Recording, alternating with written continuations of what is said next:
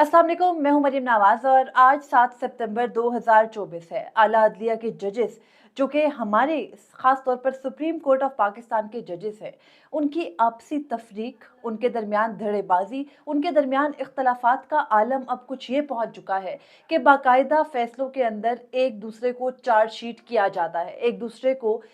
ये बावर कराया जाता है कि आपने फ़लाँ नुक्ते के बारे में बात नहीं की और फ़लाँ नुक्ता आपने उठाया। और एक दूसरे को अब तो हालात ऐसे हो गए कि हल्फ की पासदारी के भी ताने दिए जा रहे हैं। गुज़िश्ता रोज़ सुप्रीम कोर्ट ऑफ पाकिस्तान ने नैब तरामीम केस का तहरीरी फैसला जारी किया। बाकी फैसला तो खुशाइंद है, उसके अंदर जो भी चीज़ें जो भी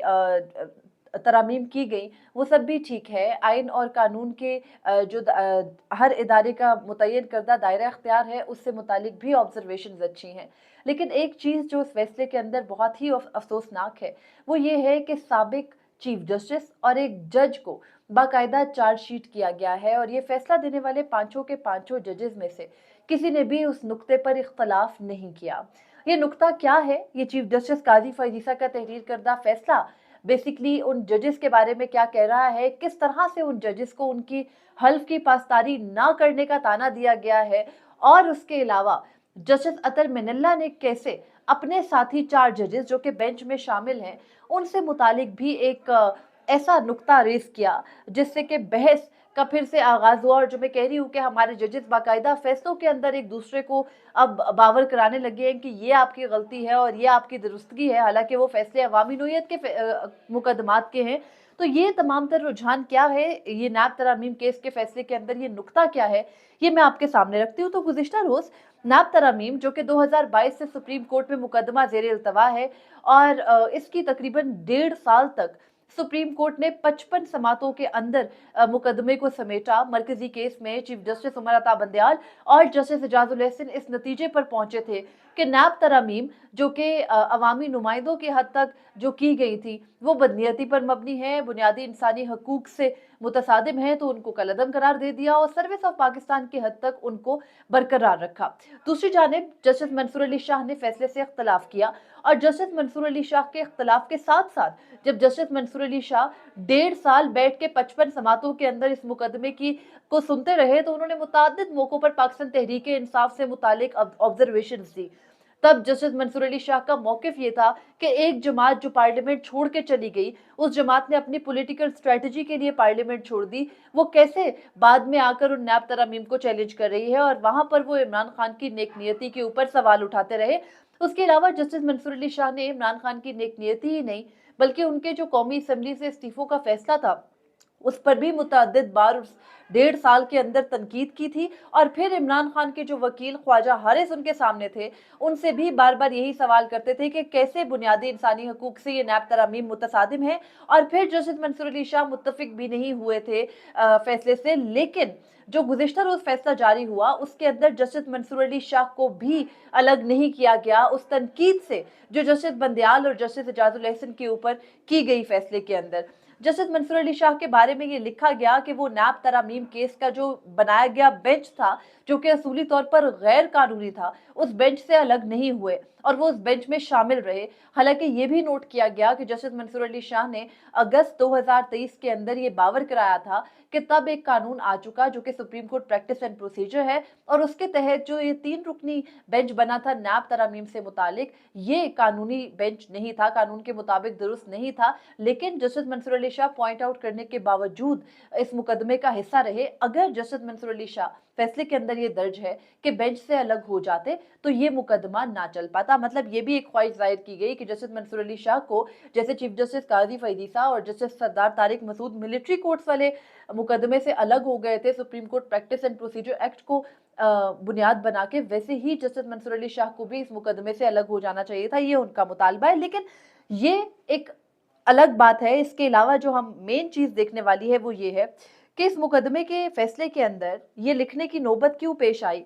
कि चीफ जस्टिस उमर अता बंदयाल और जस्टिस एजाजुल एहसन ने अपने हल्फ की पासदारी नहीं की और उन जजेस ने आइन और कानून के बजाय अपनी जाती राय, अपने मयार और अपनी ही पैमाने, अपनी यार्ड स्टिक का लफ्ज इस्तेमाल किया गया कि उन्होंने अपना जो एक पैमाना था उसको इस्तेमाल करते हुए इस फैसले का ये फैसला दिया। अब यहाँ पर किसी भी जज के ऊपर तनकीद करना, किसी भी जज के फैसले को सही ना मानना, किसी फैसले के अंदर नुक्स ना होने की बुनियाद पर उसको कलअदम करार देना, ये होता रहा माजी में। लेकिन हमने कभी नहीं देखा कि फैसला देने वाले जज को बाकायदा तनकीद का इस तरह से निशाना बनाया गया हो। हमें मालूम है कि मौजूदा चीफ जस्टिस और साबिक चीफ जस्टिस के दरमियान इख्तलाफात बहुत पुराने हैं। जस्टिस बंदयाल और जस्टिस काजी फरीद ईसा जब एक दफ़ा जुडिशल कमीशन का इजलास था तो बाकायदा पर्सनल हो गए, और फिर उस इजलास की कहानी भी जो बाद में सामने आई वो बहुत अफसोसनाक थी। फिर उसके अलावा हमने देखा कि जस्टिस बंदयाल के दौर में चीफ जस्टिस काजी फरीद ईसा, जब जस्टिस काजी फरीद ईसा थे, मुतअद्दिद खतूत लिखते रहे और उन खतूत के जरिए अपने तहफ़्फ़ुज़ात का इजहार करते रहे, बताते रहे कि वो कहाँ कहाँ किस किस नुक्ते पर मोतरज़ हैं। लेकिन एक जज के जाने के बाद भी उसके ऊपर ये इल्ज़ाम लगा देना कि उसने अपने हल्फ की पासदारी नहीं की, फैसले के अंदर बराह रास्त दर्ज नहीं है, लेकिन फैसले के अंदर ये दर्ज है कि याद कराने की तो ज़रूरत नहीं है, लेकिन जज को सिर्फ और सिर्फ अपने हल्फ का पासदार होना चाहिए, ना कि अपने ज़ाती पैमाने और अपने ज़ाती मयार का। ये बात चीफ जस्टिस काजी फरीद ईसा लिख रहे हैं, और मुझे लगता है कि इस जुमले से ज़्यादा मुझे ये बात एक्सप्लेन करने की ज़रूरत नहीं है कि चीफ जस्टिस काजी फरीद ईसा क्या किसी और जज को ये बात कह सकते हैं या नहीं। खैर, नैब तरमीम का फैसला देने वाले मरकजी केस में जजेस उस वक्त जो भी हालात थे, जिस किस्म की हुकूमत थी, यही पीडीएम की हुकूमत थी, और हम सबको मालूम है कि किस तरह से नैब तरामीम ज़रूरी थी। और नैब के बारे में तो मौजूदा हुकूमत का मौक़िफ़ ये भी था कि वो आएंगे और नैब के इदारे को ही ख़त्म कर लेंगे, क्योंकि एहतसाब के लिए दीगर इदारे मौजूद हैं। लेकिन उन्होंने भी तो अपनी बात की पासदारी नहीं की। फिर वो नैब तरामीम ले आए। उन नैब तरामीम से बिलाशुबा बेशुमार सियासतदानों को फ़ायदा पहुंचा, लेकिन फिर इन नैब तरामीम की मुअत्तली से जिस एक शख्स को नुकसान पहुंचा वो वही इमरान खान है, जिन्होंने ये नैब तरामीम चैलेंज की। खैर, ये सियासतदानों की आपस की चपकलिश के अंदर जजेस की आपस की चपकलिश का सेटिस्फाई होना भी एक बड़ा अमर है। एक और अहम नुक्ता जो कि बहुत ही अहम है, वो जस्टिस मंसूर अली शाह और जस्टिस अतर मनिल्ला के हवाले से इस फैसले के अंदर है।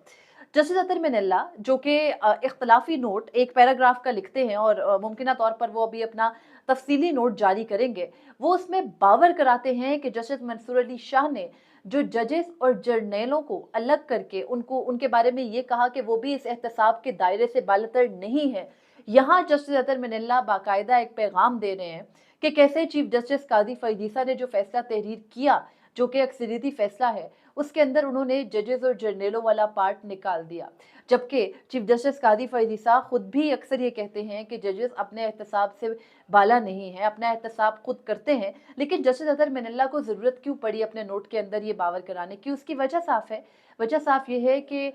जो जस्टिस मंसूर अली शाह का जो मरकजी केस में अक़लियती नोट था, इख्तलाफी नोट था, उसके अंदर उन्होंने ये बारहा लिखा था, और एक मरतबा तो उन्होंने जो इमरान खान के वकील है ख्वाजा हारिस, उनके हवाले से ये कह भी दिया था कि क्या ज़रूरत पड़ी ख्वाजा हारिस साहब को, ये कहा कि आप अपने क्लाइंट से यानी इमरान खान से पूछे कि क्या जजों और जर्नलों को अलग होना चाहिए एहतसाब से। आज हालात कुछ ये हैं कि इमरान खान खुद एक जर्नल जो कि साबिक जर्नल है फैज़ हमीद, उनका ओपन ट्रायल मांग रहे हैं। उस वक्त यही सवाल किया गया था जस्टिस मंसूर अली शाह की जानिब से, और इसी की तरफ इशारा जस्टिस अतर मनिल्ला ने अपने नोट में भी किया है, और ये बावर कराने की कोशिश की है कि कैसे चीफ जस्टिस काजी फरीद ईसा का लिखा गया फैसला इस मुतालिक खामोश है कि जजों और जर्नलों का एहतसाब नैब के तहत क्यों नहीं होना चाहिए, जब बाकी हर शख्स, हर अवामी ओहदा रखने वाला, हर शहरी, हर कंपनी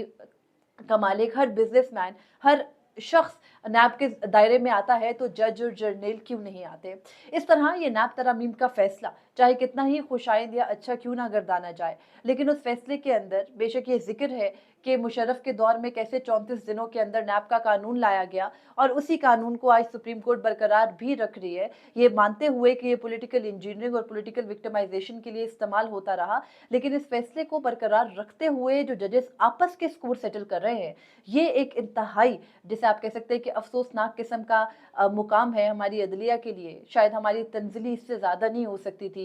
कि हर गुजरते दिन के साथ जजेस आपस के इख्तलाफात का जिक्र इस तरह तहरीरी फैसलों के अंदर करें, और वो तहरीरी फैसले अवामी तवज्जो का मरकज़ भी बने, और अवामी जो मुकदमात हैं उनसे मुतल्लिका भी हों। तो ये फैसले के अंदर एक अहम नुक्ता था जो मुझे लगा कि शायद नज़रअंदाज हो गया, आपके सामने रखूँ। मुझे इजाज़त दीजिए। अल्लाह हाफ़िज़।